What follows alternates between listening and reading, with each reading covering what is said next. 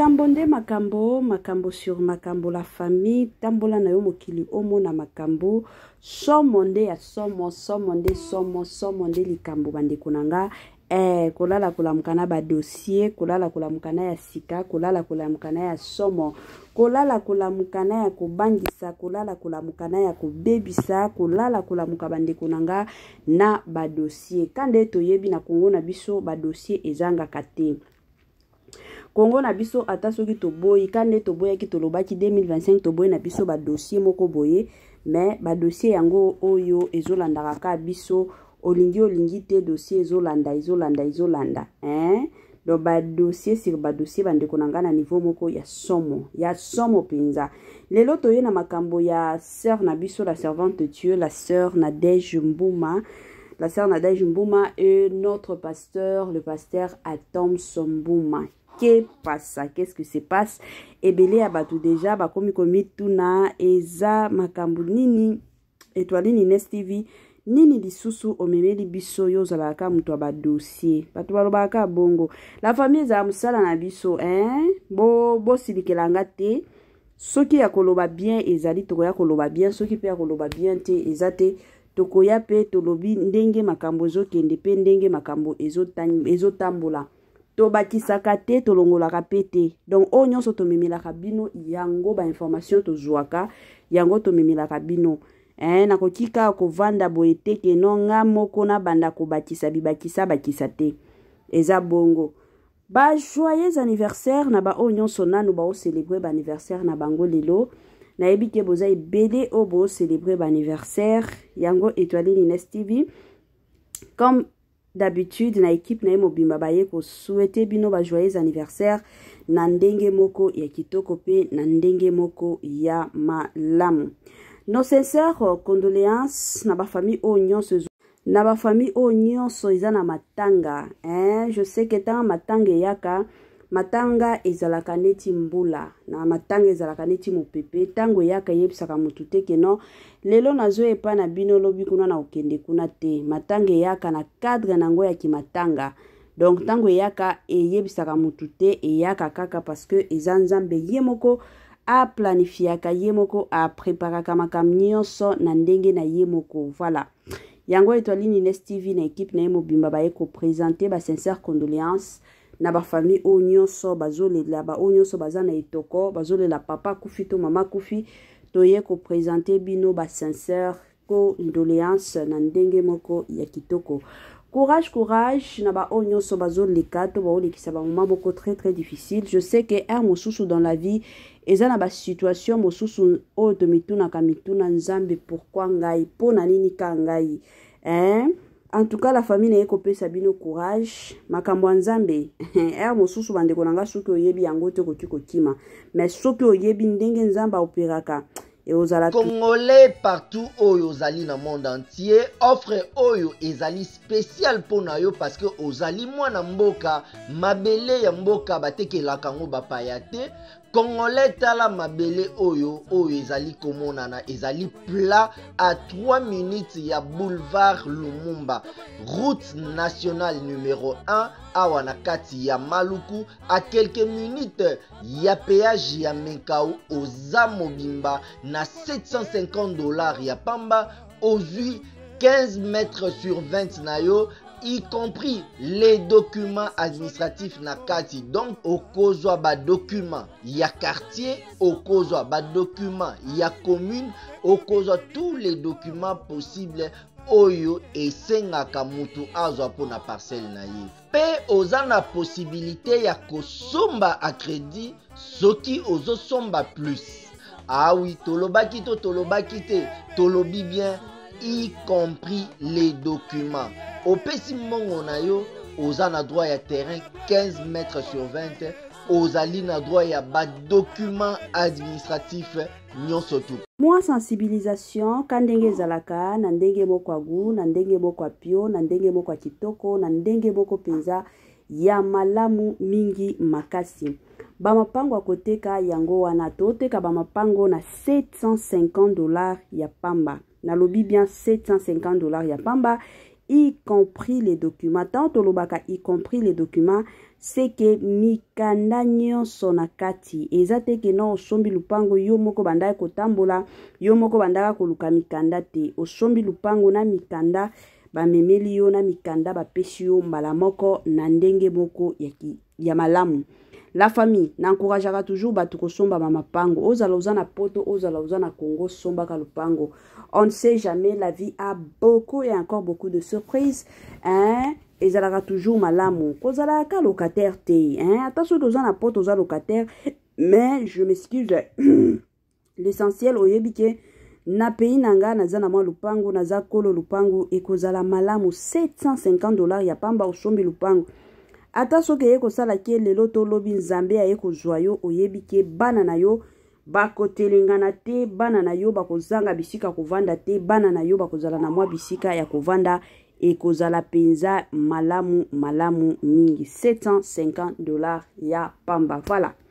Salut chers Bouchous, salut chers abonnés, salut chers connaissances, salut surtout les amis de Étoile Lune Inès TV.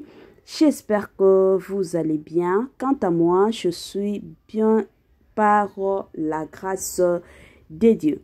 Chers Bouchous, chers abonnés et chers connaissances, yalelo toye lisusu na mama na biso na Nadège Mbuma, toye lisusu na papa na biso à Thompson, toyenga kaye bongo papa à Thompson Mbuma, autrement dit papa Gelor Mbuma, papa Gelor ezalaka pe kombo na ye.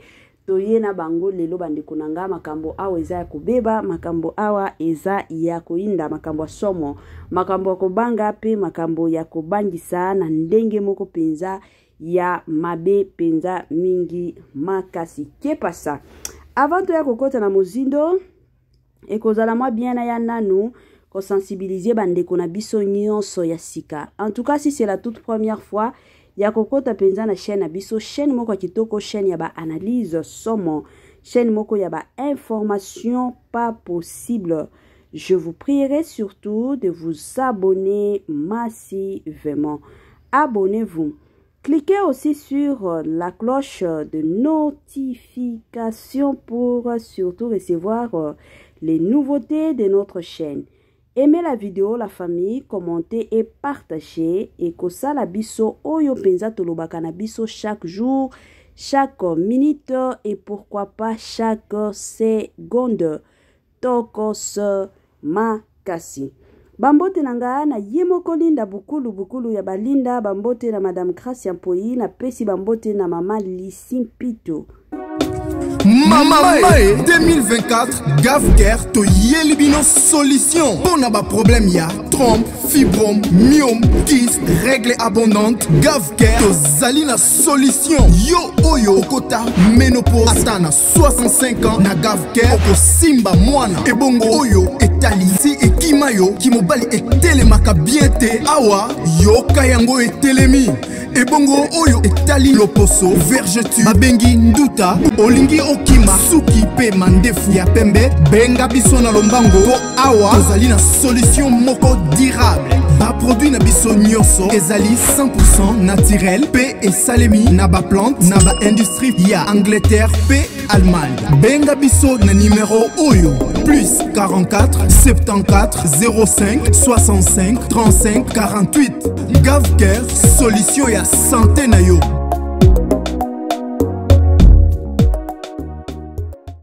Sensibilisation kandenge zalaka na système kwa gu, na système kwa bio, na système kwa kitoko la famille.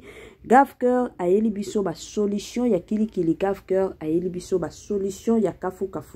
Balobi na Gavker bika na yo libela, na Gavker oko simba na yo mwana, na Gavker bota ndenge o lingi. Gavker azawana azo sunga kabatu o nyonso bazana problème ya pota libumu o esila kate.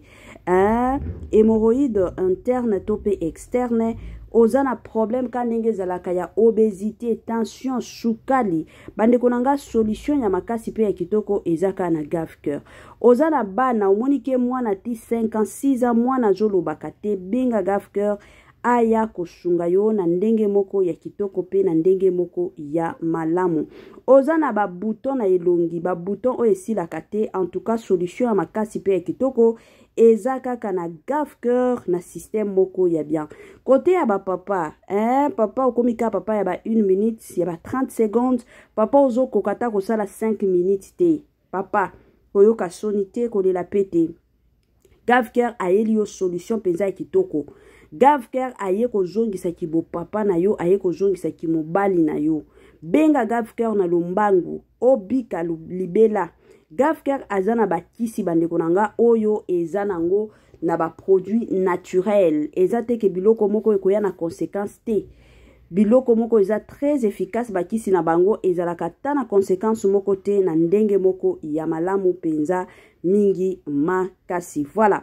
Bambote na mama Eugénie Zemanga, bambote na monsieur Grace Lokwa, bambote nanga na madame Judith Diampovise la parisienne ya tonga makasi. Bambote nanga na ye moko madame Adrine Mafuta na système moko kaka ya tokos makasi. Voilà. Lelo etoli Nines TV amemeli bino mama na biso na Deji Mbuma. Hey, bandeko nanga eza ya kobeba wa. Makambo eza ya kobeba. Ebele abatu toyebi après kokufa ya papa na biso Alain Moloto.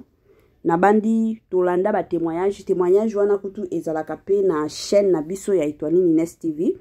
Po na ba oba kolinga boko taka na ba video na biso na bosa ni kutu titre na koma kuna.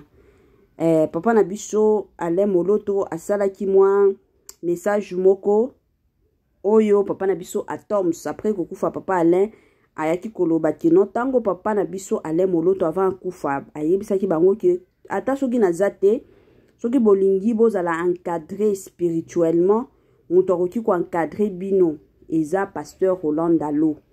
C'est ainsi que après kokufa ya papa na biso Alain Moloto papa Atoms na mama Nadège bakomaki directement kokota na église Philadelphie ya pasteur Roland Dalo. De place bakotaka tin de place ti lelo bazalaka bakotaka kuna na église wana eza mwa bongo. Sikoyo ka ndenge boyebi bayebisaka biso toujours que ba parents baza batu oyo ba protégeaka ba bombaka bana na bango. Ata soki omoni mwana na yo asali eloko ya ndenge nini en tant que parent okoki kokende kobeta masolo wana na mokilité parce que baza bana na yo ata kutu epa ya camarade na yo okoki ko exposer mwana na yo te ezalaka bongo. Sikoyo mituna ekomi mwa ebele, la plupart des gens bakomi ko mituna parce que toyebi le pasteur Roland Dalo mingi azalaka soki azwi prophétie ezala prophétie ya président de la République na ebite ya soki ezalaka ba prophétie mosusu akenda komona président mais tomona kabiso nyonso toyokaka kutu eyaki awa scandale a somo keno papa na biso Roland Dalo a prophétisé président mais eyaki kosala ki le lendemain président akendaki kokota na messe na culte ya papa na biso Roland Dalo esalaki mbutu. Alors la plupart des gens se posent toujours des questions pourquoi pasteur Roland Dalo ayaka toujours na ba prophétie na public et surtout que ba prophétie wana tomona kate ndenge nini esalemaka to ekokisamaka ezalaka kaka koya na ba prophétie bokotikala komona makambo oyo alobaki na prophétie te pe bokotikala ko vivre yango te yango batu balobaka. Alors lelo oyo papa na biso Roland Dalo aye koya lisusu na message concernant couple Mbuma, concernant maman Nadège, concernant pe papa na biso Atoms. Na boy koloba ebele na rolingana na tiela bino parce que erozala bien to landi yango nyonso mobimba et puis tozonga pona koya kosala analyse na biso kandenge to mesana kosala ba analyse to landana no prophétie ya pasteur Roland Dalo et après tokozonga pona kosala analyse to landa la famille et on se retrouve juste après.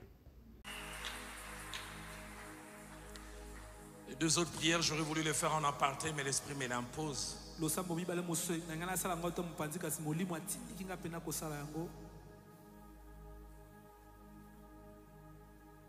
auriez voulu avoir le docteur Atoms en permanence, mais moi j'aurais voulu les garder.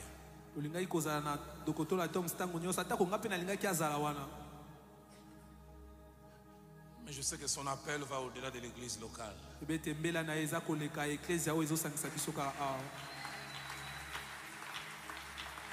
Les garder ici à fil, c'est comme garder un aigle dans une sorte de cage. L'aigle est appelé à aller dans les hauteurs les plus élevées.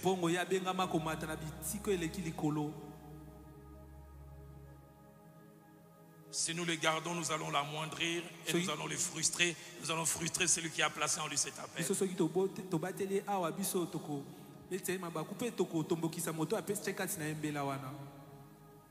Acceptons ces choses que Dieu est en train de faire, car il ne se trompe jamais. Amen. Mais je sais qu'il n'a pas coupé les ponts. Il est toujours celui qui porte la vision, c'est celui qui chapeaute. Il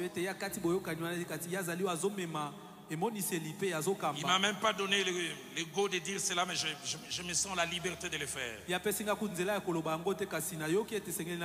Au fait, en parlant, c'est vraiment pas de ça que je voulais parler. Je voudrais qu'on s'élève tous parce que c'est très important, c'est que nous allons faire ce que je vais faire. Depuis 3-4 jours, chaque fois que je prie pour cette nouvelle saison dans la vie du docteur Atoms,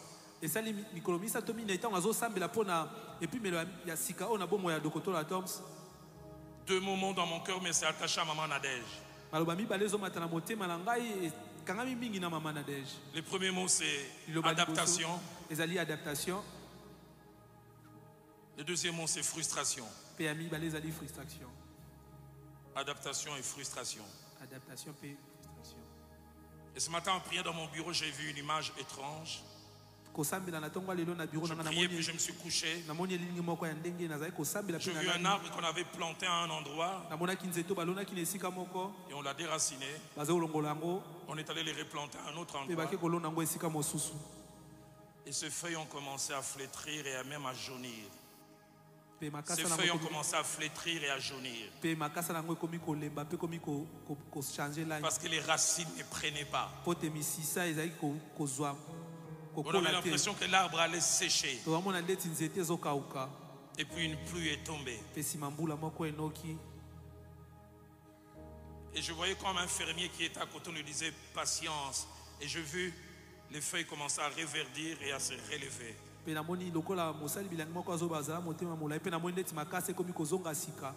Chacun compris pour mon fils, le docteur Atoms, c'est pasteur Nadège. Dieu me dit là où il les amène, Maman Nadège aura un problème d'adaptation. Apparemment, on dirait qu'elle aura difficile à trouver sa place. Très bien, comme elle aime. Mais je sens aussi comme un empressement. Elle veut que tout de suite les choses aillent et se passent comme elle veut.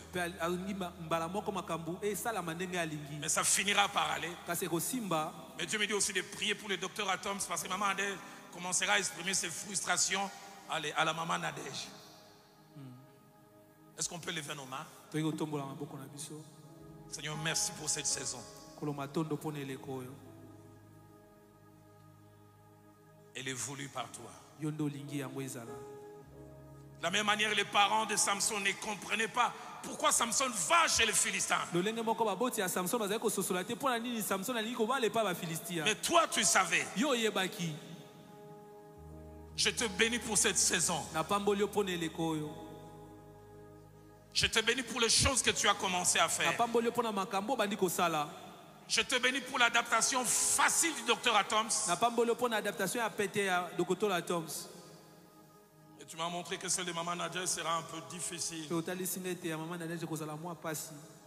Mais il finira par marcher. Je déclare que le diable échoue et il échouera.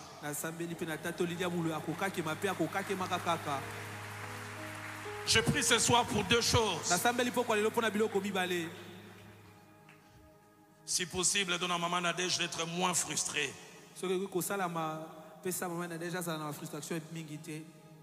Mais de deux, si jamais elle est frustrée, aide-la à présenter ses frustrations de la bonne manière pour que les couples ne souffrent pas. Et si jamais elle la présente de la bonne manière, donne au docteur Atoms ses capacités que tu lui as données jusqu'à présent pour gérer sa Nadège comme il a toujours fait.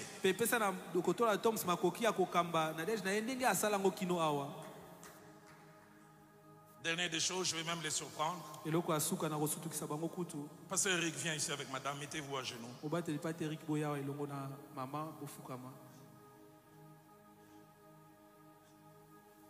Il n'est pas en tenue sacerdotale. Lèvons tous nos mains.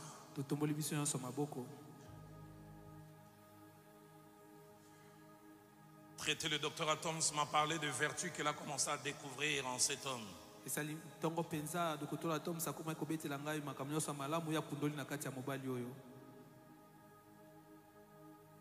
Eric, je ne sais pas si docteur Atoms l'a dit un jour.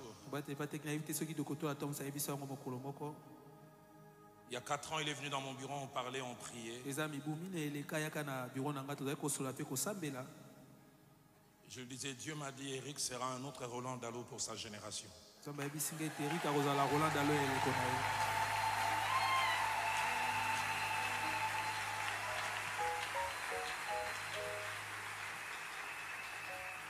Eric, ton épouse et toi, vous n'avez encore rien vu. Dieu ne fait que commencer avec vous.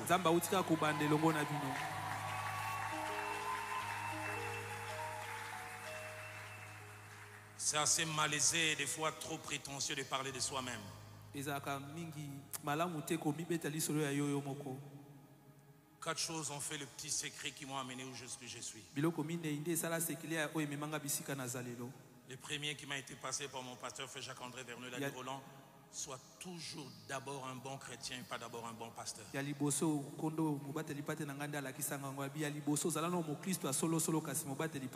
Pas d'abord un bon prédicateur, mais un craignant Dieu. Il m'a dit, ne parez pas à soi. Papa, je prie que ce premier secret qui m'a amené jusqu'où je suis soit le partage d'Eric et sa femme. Des vrais enfants de Dieu, des craignants Dieu. Deuxième secret, la simplicité de cœur. Quoi que Dieu fasse par vous, ne vous gonflez pas. Considérez toujours que tout vient de Dieu et Dieu est l'acteur principal. Papa, c'est cette vertu, la deuxième, je la vois en Eric et en sa femme, mais je prie qu'elle grandisse davantage. Tu m'as appris, comme en Amérique, à entrer à la Maison Blanche. Mais tu m'as appris aussi à aller dans les ghettos de New York.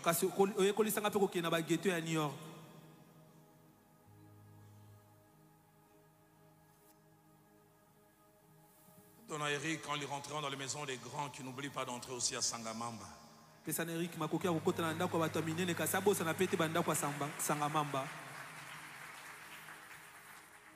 Donc lui, Seigneur, quand il recevra un entrepreneur, un homme d'affaires au bureau, qui n'oublie pas de recevoir ses pousse-pousseurs aussi au bureau. Le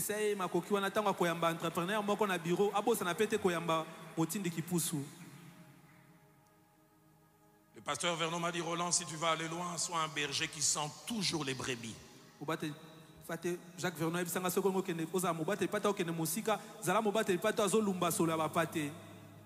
Qu'Eric sente toujours les brebis avec sa femme.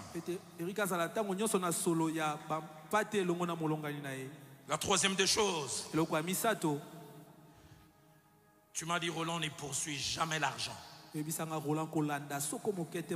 N'en fais jamais ta quête.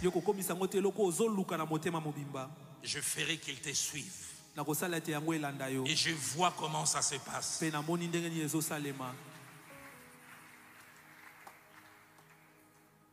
Je sais que cette vertu, la troisième, est leur partage.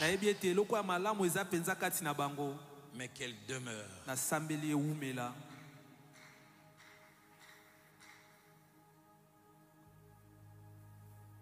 Que l'argent ne soit jamais la motivation. Jamais. Jamais. Jamais. Et la quatrième et dernière vertu, tu m'as dit, Roland, Par la bouche du feu Jacques-André Vernon, si tu sais gérer la gloire, je l'ajouterai. Si tu ne sais pas, je la gérerai, je l'arrêterai. Nanzela monoko ya Jacques Vernon ebisanga soko ebi kokamba kembo te. Soko ebi kokamba kembo na kobakisa soko ebi te na kolongola yango. Certains me connaissent il y a 4 ans, 5 ans. Basusu ba ebinga esali mibumine itope mitano. D'autres peuvent regarder avec moi, ils ont marché 30, 35 ans avec moi. Basusu pe bawi kotala batamboli nanga mibu tukumisa to na mine tukumisa na mitano. Ils peuvent voir comment Dieu peut glorifier un homme. Bakomona ndenge Nzambe akoki konetola moto. Et tu m'as appris à gérer la gloire. Ta parole dit celui qui est fidèle dans les petites choses, tu lui confies des grandes. Eric soit appelé de mon nom. Eric soit appelé de mon nom. Du nom de Dieu qui m'a sauvé le 5 novembre 85 à 9h. Le Dieu qui m'a appelé à les servir en novembre 87. Le Dieu qui m'a parlé de Philadelphie en novembre 2007. Le Dieu qui en janvier, en février 2008 m'a donné clairement toute la vision de Philadelphie.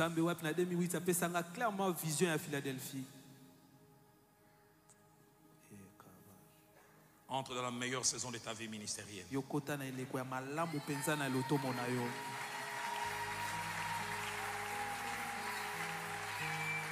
Je déclare du haut de cette chair et en ce jour à cette heure qu'au-delà des nombreux enfants spirituels que Dieu te donne, avec ton épouse, je verrai ces enfants physiques. Amen.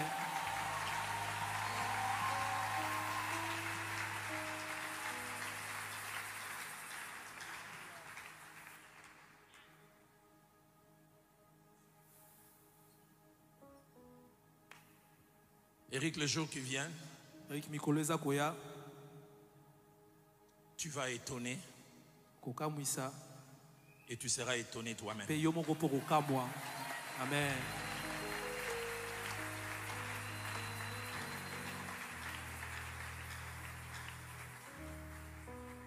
Sois toujours loyal et fidèle à ton père à Toms.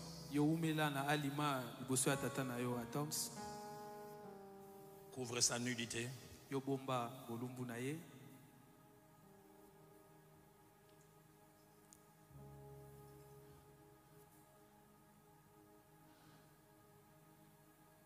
Et sois fidèle à ta femme aussi.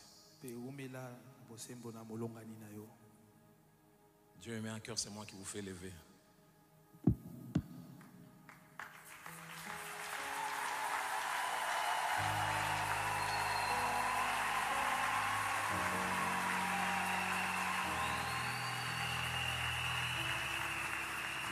Est-ce que nous pouvons lever nos mains? Voilà de retour la famille. Kandere tolobaka biloko kitoko e umela kanango te biloko kitoko ekenda kanango mbangu biloko kitoko ezalaka nde somo nde likambo bande kunangai na bandi ebele ya batuto uti koyoka message ya pasteur Roland Dalo na boy kande na lobaki na boy kotia nanga commentaire ebele te na lingaki penza bolandango bino moko na buke bomiyokela na matoi na bino toyebi ke dans la vie musu tozwaka ba camarades eza na bato mosusu koki kozwa na vie boki kokutana na vie peut-être pour 2 ans 3 ans ka ndenge na bando loba la famille ezalaka na bato mosusu bakotaka na ba vie na biso pour quelque temps. Au moins peut-être pour 2 ans, 6 ans, 10 ans. Après un moment donné, ce qui mission na bango esili. Zamba olongola bango na bavi na biso. Congolais partout oyo ozali na monde entier, offre oyo ezali spécial pour na yo parce que ozali mwana mboka, mabele ya mboka batekelaka ngo bapaya te. Congolais tala mabele oyo ezali komonana ezali plat à 3 minutes ya boulevard Lumumba, route nationale numéro 1 awa na kati ya Maluku, à quelques minutes ya péage ya Menkau oza mobimba na $750 ya pamba ozui 15 mètres sur 20 na yo y compris les documents administratifs na kati. Donc okozwa ba document ya quartier, okozwa ba document ya commune, okozwa tous les documents possibles oyo esengaka mutu azwa pona parcelle na ye. Pe oza na possibilité ya kosomba a crédit soki ozosomba plus. Ah oui, tolobaki to tolobaki te, tolobi bien, y compris les documents. Opesi mbongo na yo, oza na droit ya terrain 15 mètres sur 20, ozali na droit ya ba documents administratifs nyonso tu.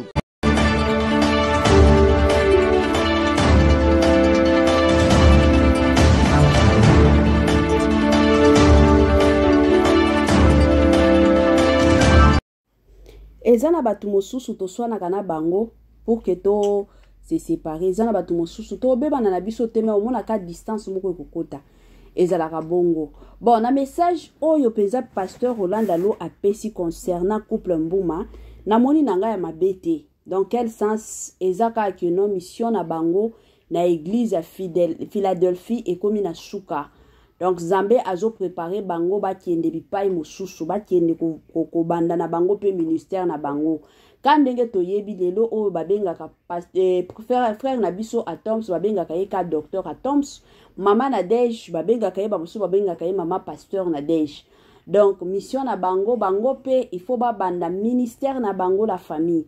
Alors message wana ezaka message ebimi que ba okende. Donc ce qui est vrai, ce qui est aussi clair, na message wana pasteur Dalo apesi, c'est que ministère na bango ekozala na Congo te, ekozala ailleurs. Ce qu'on a pays au ba kokende, ekozala moi pasi pona mama na déjà à s'adapter.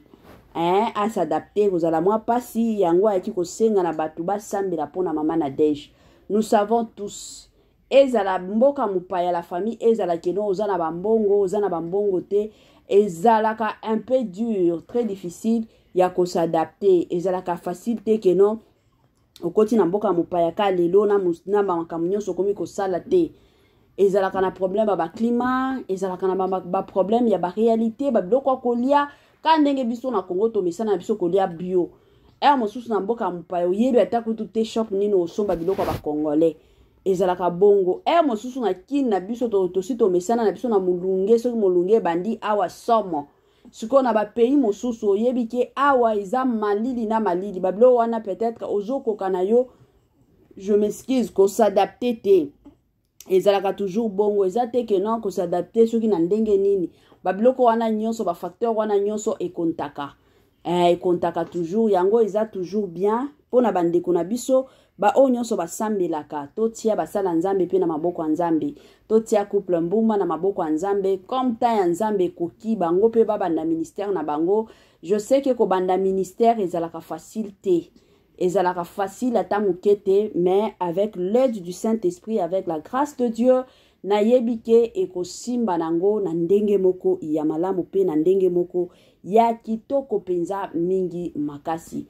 En tout cas, merci beaucoup na pasteur Rolanda Lo, bien que batu balobaka, eza réalité ya batu mon toroti ko changer il y a de ces personnes ba sepela kana ba prophétie, il y a aussi d'autres personnes de nature ba sepela kana bango na ba prophétie te. Moyen peto ya ko yebisa bango te ke non bo sepela ba prophétie eza tepe egotika la ko zala te. Ezala ka bongo bon. Voilà. Yango kaka na ngaki na partager na bino la famille na komi na moi suka ya partage nanga. Wana tokomona na lisusu na ba émission na biso mosusu kaka ndenge tomesana kosala ba émission tokomona na lisusu na ndenge moko ya malamu. Voilà, bye bye pour le moment et à la prochaine.